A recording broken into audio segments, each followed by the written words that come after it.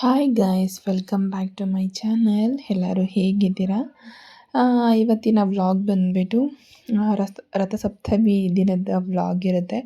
ಹಾಗೆ 2 ದಿನದ ವ್ಲಾಗನ್ನು ಶೇರ್ ಮಾಡ್ತಾಯಿದ್ದೀನಿ. ಅವತ್ತಿನ ಬೆಳಗ್ಗೆ ಬಂದುಬಿಟ್ಟು 4 ಗಂಟೆಗೆ ಡೇ ಸ್ಟಾರ್ಟ್ ಆಯಿತು. ನಾನು ಅಷ್ಟೊತ್ತಲ್ಲಿ ರಂಗೋಲಿ ಎಲ್ಲ ಹಾಕಿ ಪೂಜೆ, ಅಂದರೆ ನಾನು ರಂಗೋಲಿ ಎಲ್ಲ ಹಾಕ್ಕೊಟ್ಟೆ, ಅಕ್ಕ ಪೂಜೆ ಮಾಡಿದ್ರು. ಅಷ್ಟೊತ್ತಿಗೆ ಎಲ್ಲ ಕಡೆನೂ, ಅಂದರೆ ನಮ್ಮ ಕಡೆ ಬಂದ್ಬಿಟ್ಟು ಈ ಥರ ಮಾಡ್ತಾರೆ.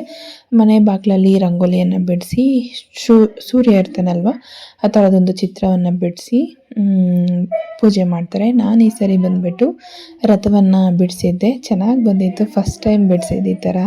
ಅದ್ರ ಮಧ್ಯೆ ಬಂದುಬಿಟ್ಟು ಸೂರ್ಯನ ಹಾಕಿದ್ದೆ. ಈ ಥರ ಎಕ್ಕಲ್ದ ಎಲೆ 5 ಎಲೆ ಇಟ್ಬಿಟ್ಟು ಸಗಣಿ ಇಟ್ಟು ಅದ್ರೊಳಗಡೆ ಬಂದುಬಿಟ್ಟು ಗರಿಕೆ ಹುಲ್ಲನ್ನು ಇಡ್ತೀವಿ. ಇಟ್ಟು ಮಾಮೂಲಿ ಪೂಜೆ ಮಾಡೋ ಥರ ದೇವ್ರಿಗೆ ಈ ಸರಿ ನಾವು ತೆಂಗಿನಕಾಯಿ ಹೊಡೆಯೋಂಗಿಲ್ಲ. ತೆಂಗಿನಕಾಯಿ ಹೊಡೆದಿಲ್ಲ, ಬಾಳೆಹಣ್ಣು ಮತ್ತು ಕಡಲೆ ಸಕ್ಕರೆ ಅಂತಾರಲ್ವ, ಅದನ್ನು ಇಟ್ಟು ದೇವರಿಗೆ ಪೂಜೆಯನ್ನು ಮಾಡ್ತಾಯಿದ್ವಿ. ವರ್ಷಕ್ಕೊಂದ್ಸರಿ ಮಾಡೋದಲ್ವ, ನಾನು ಮಾಡೋಂಗಿಲ್ಲ ಅಂತ ಹೇಳಿ ಅಕ್ಕ ಮಾಡ್ತಾಯಿದ್ರು. ಇದು ನಮ್ಮೂರ ಕಡೆ ಬಂದ್ಬಿಟ್ಟು ಈ ಥರ ಮಾಡ್ತಾರೆ. ನನ್ನ ಮಗ ಎದ್ದಿದ್ದಷ್ಟೊತ್ತಿಗೆ ಗಡ್ಡೆ ಆಡಿಸ್ತಾ ಇದ್ದ.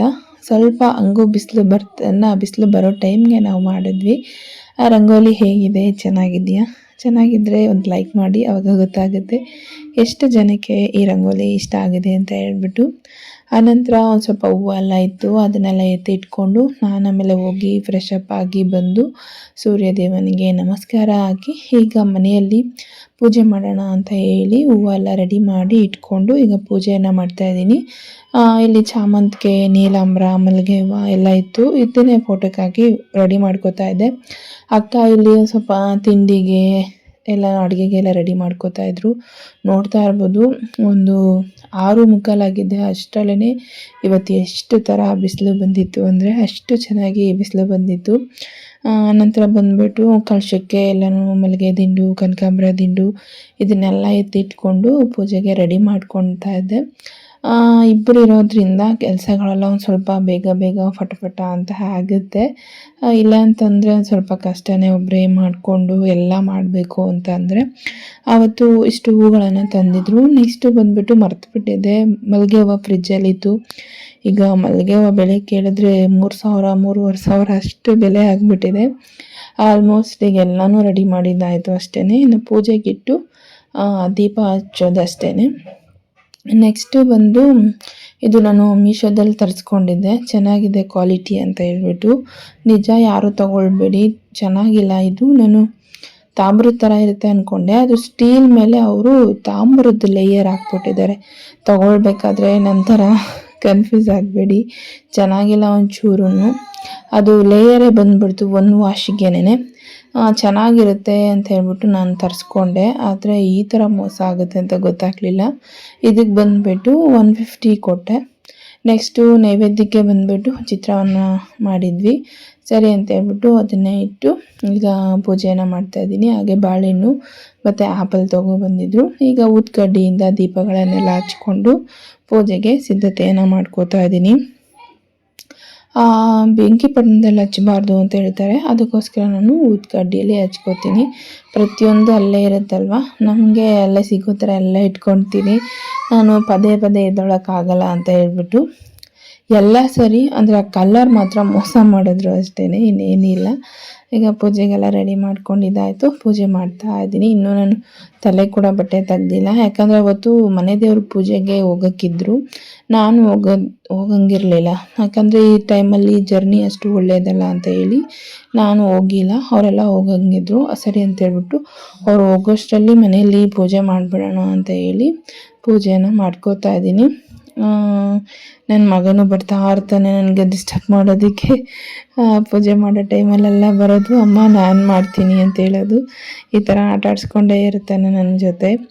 ನೆಕ್ಸ್ಟ್ ಈಗ ಕರ್ಪೂರ ಮತ್ತು ಧೂಪವನ್ನು ಹಚ್ಚಿದ್ರೆ ಆಗೋಯ್ತು. ಬೆಳಗ್ಗೆ ಟೈಮಿಂದ ಬಂದುಬಿಟ್ಟು ಈ ಥರ ಪೂಜೆ ಮಾಡಿದ್ರೆ ಏನೋ ಒಂಥರ ಮನಸ್ಸಿಗೆ ನೆಮ್ಮದಿ, ಹಾಗೆ ಶಾಂತಿ ಅನ್ನೋದಿರುತ್ತೆ. ತುಂಬಾ ಚೆನ್ನಾಗಿರುತ್ತೆ ಅವತ್ತಿನ ದಿನ. ಒಂದೊಂದು ಟೈಮಲ್ಲಿ ಆಗೋದೇ ಇಲ್ಲ, ಸಂಜೆ ತನಕನೂ ಪೂಜೆ ಮಾಡೋ ಥರ ಆಗಿಬಿಡುತ್ತೆ. ಇವತ್ತಿನ ದಿನ ಅಂತೂ ತುಂಬ ಚೆನ್ನಾಗಿತ್ತು, ನನಗೆ ತುಂಬ ಇಷ್ಟ ಆಯಿತು. ಎಲ್ಲನೂ ಒಂದು ಕ್ಲಿಪ್ಪಿಂಗ್ ಆಮೇಲೆ ನಾನು ತಗೊಂಡಿದ್ದೆ. ತುಳಸಿ ಗಿಡ ಅಂತೂ ನಮ್ಮ ಮನೆ ಹತ್ರ ಫುಲ್ಲು ಡ್ರೈ ಆಗಿಬಿಡ್ತಾಯಿತ್ತು.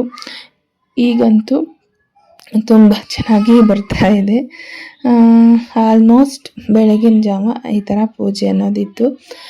ತುಂಬ ಚೆನ್ನಾಗಾಯಿತು. ನಿಮಗೆಲ್ಲ ಹೇಗೆ ಅನ್ನಿಸ್ತು ಹೇಳಿ.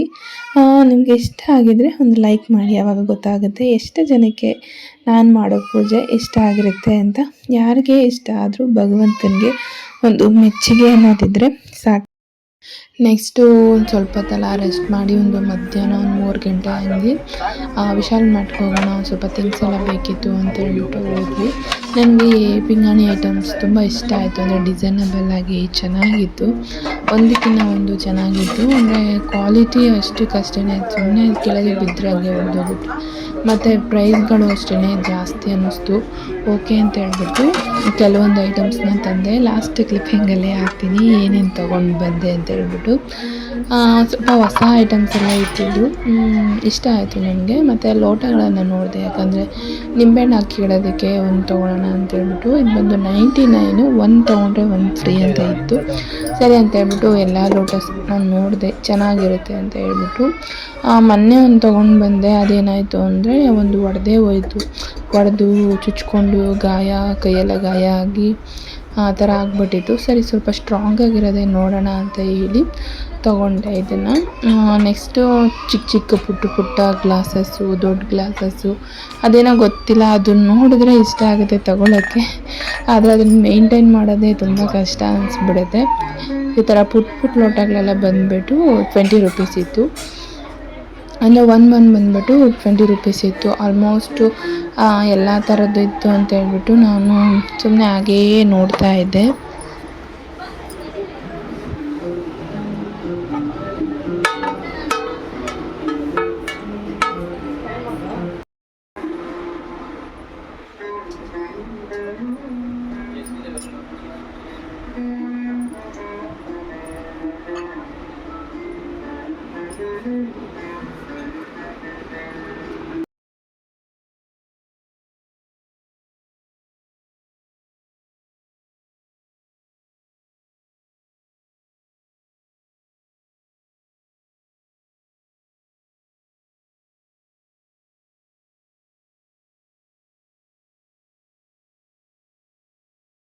ಕೆಲವೊಂದು ಬೇಕಾಗಿರೋ ಐಟಮ್ಸ್ ಮಾತ್ರ ತೊಗೊಂಡು ಮನೆಗೆ ವಾಪಸ್ ಬಂದ್ವಿ. ಆಮೇಲೆ ನಮ್ಮ ಮನೆಯವರು ತುಂಬ ನನಗೆ ಅಪ್ರಿಷಿಯೇಟ್ ಮಾಡಿದ್ರು. ಆ ವಿಷಯನ ನಿಮ್ಮ ಜೊತೆ ಶೇರ್ ಮಾಡ್ಕೊಳ್ಳೋಣ ಅಂದ್ಕೊಂಡೆ. ನಾನು ಸೇವ್ ಮಾಡಿದ್ದ ಹಣದಲ್ಲಿ, ಅಂದರೆ ದುಡ್ಡು ನಾನಿದ್ರೆ ನಿಮ್ಗೆ ಆಲ್ರೆಡಿ ಗೊತ್ತಾಗಿರುತ್ತೆ ನಾನು ಏನು ತೊಗೊಂಡಿದ್ದೀನಿ ಅಂತ. ಅದನ್ನು ನಾನು ನಮ್ಮ ಮನೆಯವ್ರಿಗೆ ಸರ್ಪ್ರೈಸ್ ಆಗಿ ಹೇಳಿದೆ ಏನು ಅಂತ ಹೇಳ್ಬಿಟ್ಟು. ಯಾವ ಥರ ಇದು ನನ್ನ ದುಡ್ಡು ಅಡ್ಜಸ್ಟ್ ಮಾಡಿದೆ ಅಂತ ಹೇಳ್ಬಿಟ್ಟು. ಆವತ್ತು ನಾನು ಇದನ್ನು ರೆಕಾರ್ಡ್ ಮಾಡಿ ಇಟ್ಕೊಂಡಿದ್ದೆ, ಆದರೆ ನಿಮ್ಮ ಜೊತೆ ಶೇರ್ ಮಾಡಿರಲಿಲ್ಲ ಅಷ್ಟೇ.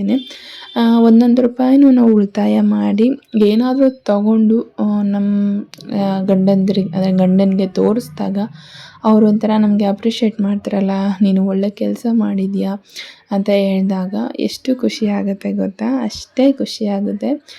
ಇದರಲ್ಲಿ ನಮ್ಮ ಅಮ್ಮನ ಹೆಲ್ಪೂ ಇದೆ, ಜೊತೆಗೆ ನಮ್ಮ ಯಜಮಾನ್ರ ಹೆಲ್ಪೂ ಇದೆ. ಇಷ್ಟು ನಿನಗೆ ಸಾಕು ಬಿಡಮ್ಮ, ಇಷ್ಟು ಒಳ್ಳೆತನ ಇದೆಯಲ್ಲ, ಒಂದೊಂದು ರೂಪಾಯಿನೂ ಕೂಡಿಟ್ಟೋ ಬುದ್ಧಿ ಇದೆಯಲ್ಲ ನಿನಗೆ, ನನಗೆ ಅಷ್ಟೇ ಸಾಕು ಅಂತ ಅಪ್ರಿಷಿಯೇಟ್ ಮಾಡಿದ್ರು.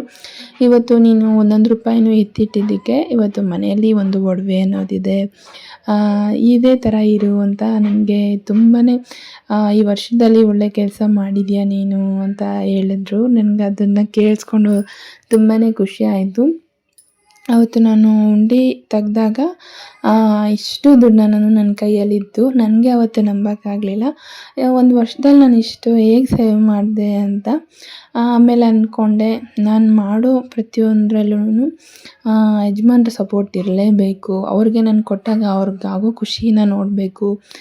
ಏನೊಂದಕ್ಕೂ ದುಡ್ಡು ವ್ಯರ್ಥ ಮಾಡಲ್ಲ, ಖರ್ಚು ಮಾಡಲ್ಲ ಅನ್ನೋ ಸ್ವಭಾವ ಅವ್ರಿಗೆ ಗೊತ್ತಿರಬೇಕು ಅಂತ ಹೇಳ್ಬಿಟ್ಟು ನಾನು ಅವ್ರಿಗೆ ಹೇಳಿದೆ. ಅವ್ರು ಹೇಳಿದ್ದಕ್ಕೆ ತುಂಬಾ ಖುಷಿಪಟ್ಟರು.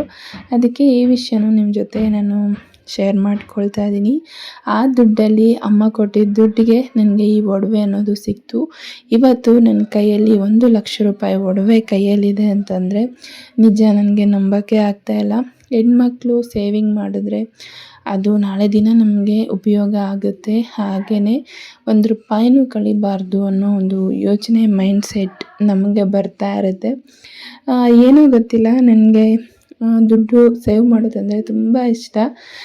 ಅದಕ್ಕೋಸ್ಕರ ನಾನು ನಿಮಗೆ ಹೇಳ್ತಾ ಇದ್ದೀನಿ. ಅದು ದೇವರು ಕೊಡೋ ಪ್ರತಿಫಲ ನಮಗೆ. ಹಾಗಾಗಿ ಫಸ್ಟು ಅದು ದೇವ್ರಿಗೇ ನಾವು ಸಲ್ಲಿಸಿ ಆಮೇಲೆ ನಾವು ನಮಗೆ ಅಂತ ಹಾಕ್ಕೊಳ್ಬೇಕು. ಇವತ್ತು ಅದು ನಮ್ಮ ಹತ್ರ ಇರುತ್ತೆ, ನಾಳೆ ದಿನ ನಮ್ಮ ಮಕ್ಕಳ ಹತ್ರ ಇರುತ್ತೆ. ಅದೊಂದು ಖುಷಿ ಅಲ್ವಾ ಇದನ್ನೆಲ್ಲ ನೋಡ್ಕೊಳ್ಳೋಕ್ಕೆ. ಈ ಪುಟ್ಟ ಬ್ಲಾಗ್, ಈ ಮಾತುಗಳು ನಿಮಗೆ ಇಷ್ಟ ಆಗಿದ್ದರೆ ಪ್ಲೀಸ್ ಲೈಕ್ ಮಾಡಿ. ಹಾಗೆ ಹೊಸ್ದಾಗಿ ನೋಡ್ತಾ ಇದ್ದರೆ ನನ್ನ ಚಾನಲ್ನ ಸಪೋರ್ಟ್ ಮಾಡಿ, ಸಬ್ಸ್ಕ್ರೈಬ್ ಟು ಮೈ ಚಾನಲ್. ಮತ್ತೆ ಸಿಗೋಣ ಮುಂದಿನ ವ್ಲಾಗಲ್ಲಿ. ಅಲ್ಲಿವರೆಗೂ ಟೇಕ್ ಕೇರ್, ಬಾಯ್. ಎಲ್ಲರೂ ಖುಷಿಯಾಗಿ ಆರಾಮಾಗಿ ನೆಮ್ಮದಿಯಾಗಿರಿ ಅಂತ ಹೇಳ್ತಾ ಮತ್ತೆ ಸಿಗೋಣ. ಬಾಯ್.